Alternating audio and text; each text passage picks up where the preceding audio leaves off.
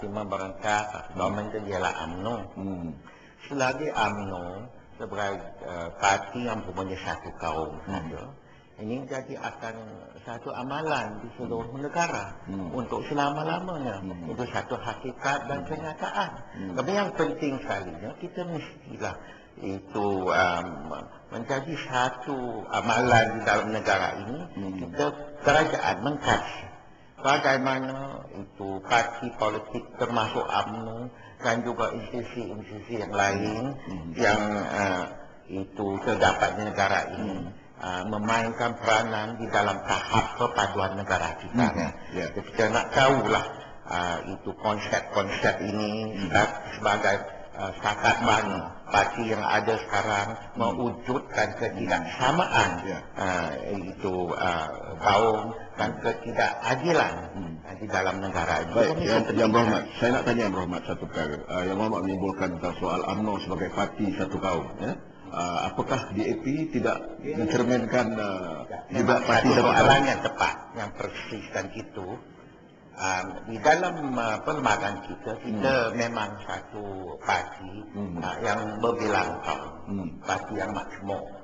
Tapi di dalam itu suasana politik di negara ini, di dalam politik yang didominasikan oleh itu parti seperti UMNO, maka kita mau tidak mau perlu hidup di dalam suasana yang sedemikian. Itu cara yang terpenting sekali. Dan saya sendiri berusaha untuk mengatasi ini. Baik, Yang Berhormat, betul. Kita katakan parti UMNO adalah parti satu kaum. Tetapi pada hakikatnya, dia tidak menjalankan dasarnya, tetapi dia menggunakan apa yang kita istilah sebagai perkongsian kuasa dengan parti-parti lain juga. Tapi yang saya ada petikkan, saya pun ada sangka lah soalan ini akan ditimbulkan. Jadi dari hari ini yang Amat Berhormat PM kita Perdana Menteri Datuk Seri Abdullah Ahmad Badawi, dia kata sebagai Presiden UMNO, beliau bertanggungjawab untuk memajukan negara dan bangsa Malaysia. Inilah yang menjadi cabaran paling hebat. Dan dia tambahkan bahawa beliau hendak orang Melayu yang berilmu pengetahuan, yang benar-benar berdedikasi,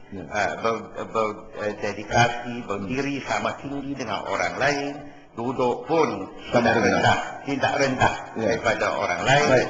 Orang Melayu yang berjaya dengan itu cemerlang dalam apa juga lapangan yang mereka cuburi. Tapi kita jangan lupa dia akan sebutkan bahawa itu sebenarnya bagi bukan Bumiputra tidak bermakna dengan adanya institusi Bumiputra itu kemampuan mereka terjejas dan peluang mereka menjadi kurang. Kepada saya itu adalah satu sensitivity politik yang perlu kita sama-sama ambil kira dalam apa juga pandangan dan ketikan yang hendak. Baik, Yang Berhormat, artinya itu mengesahkan bahawa sesuatu telah dilakukan dan banyak dasar-dasar yang telah dilakukan untuk menidakkan pandangan awal Yang Berhormat tadi.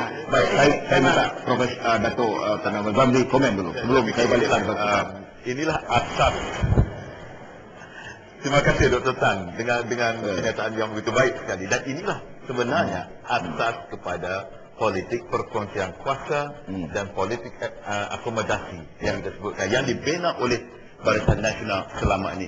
Memang benar, selama ini UMNO adalah sebuah parti Bumiputra dan Melayu, tetapi pada dasarnya kita lihat bahawa dia dibina atas nama yang dipanggil sebagai Barisan Nasional untuk membentuk kerajaan itu sendiri. Dalam arti kata yang lain, meskipun dalam konteks kepartaian itu sendiri tidak ada ahli-ahli selain daripada Bumiputra dan Melayu, tetapi dari segi hubungan dan perkongsian kuasa wujud. Inilah yang saya fikir yang membezakan dengan beberapa parti yang lain. Walaupun mereka berusaha pada satu ketika dulu, tetapi gagal juga. Tapi saya tak tahu lepas ni Dr. Tan dengan Dr. Haji Usam nak buat lagi ke macam mana.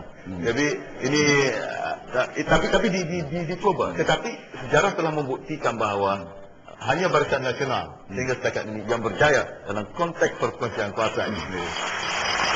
Baik, saya nak tanya Yang Berhormat Haji Usam. Apakah PAS selesa dengan imejnya sekarang?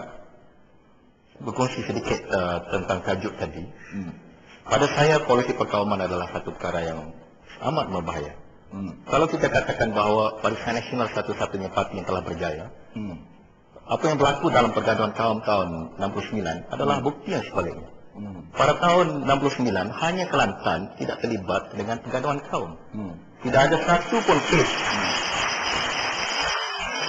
pergaduhan kaum berlaku di Kelantan tahun 69 kerana sudut pandangan dan asas perjuangan kita jauh lebih besar, lebih luas, lebih universal, berbeza dengan politik perkauman.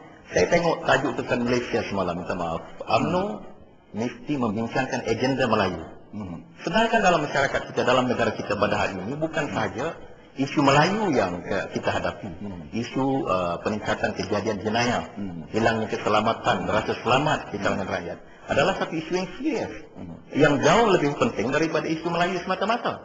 Tetapi oleh kerana politik kita adalah politik perkauman, politik kaum, maka kita melihat dari sudut yang sangat sempit. Kita hanya melihat dari sudut kaum kita, tidak melihat dari sudut kepentingan masyarakat pada keseluruhan. Baik, saya ada dua soalan untuk Yang Berhormat Ya. Haji Usam. Yang pertama, kita harus ingat Kelantan hanya mempunyai kira-kira 3 atau 4% penduduk bukan Melayu. Jadi kalau ada masalah, Itu patut jadi peluang kepada orang Melayu. Artinya itu dengan sendirinya sudah ada satu buffer keadaan yang mempertahankan situasi yang berlaku di tempat lain. Yang kedua, apa yang saya cuma nak minta pandangan daripada Dr. Zamri, Datuk Zamri mengenai hal yang dibangkitkan oleh Tapi kalau saya boleh tambah sikit, Ya. saya kena habiskan sedikit, iaitu perkara ini bukan berlaku secara kebetulan. Pada waktu itu, mengikut rekod sejarah, Menteri Besar Datuk Asri telah memanggil semua ketua-ketua kampung di GKR 10 kediaman rasmi Menteri Besar dan memberikan amaran, jangan berlaku sebarang pertumpahan darah di kampung kamu, dan memanggil ketua-ketua orang bukan Melayu untuk memberikan jaminan bahawa mereka akan selamat di Kelantan. Kerana asasnya ialah Islam. Islam tidak membenarkan pembunuhan orang lain yang tidak berdosa tanpa satu sebab, walaupun dia orang Cina ataupun orang India ataupun orang asli. Dan ini bukan satu kebetulan, ini adalah berasas kepada asas Islam itu sendiri yang menjadi dasar perjuangan PAS. Baik, saya minta Datuk Zamri. Kalau itu sudah dijadikan sebagai asasnya, maka saya juga ingin mengatakan bahawa sejak merdeka lagi 1957 sehingga sekarang, dengan suasana keamanan yang ada itu adalah juga diterapkan kepada dasar Barisan Nasional yang baik.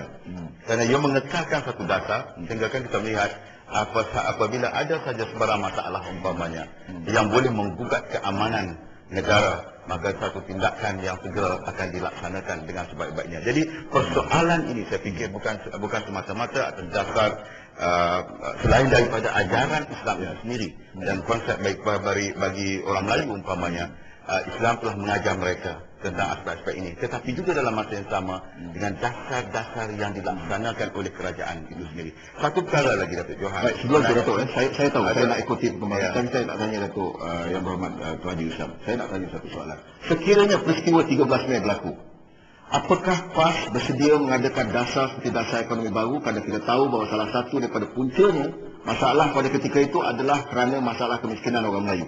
Dalam tahun 1970, kalau saya dapat tunjukkan, ketika itu ialah kedudukannya lebih kurang sampai 70% orang Melayu dalam keadaan miskin.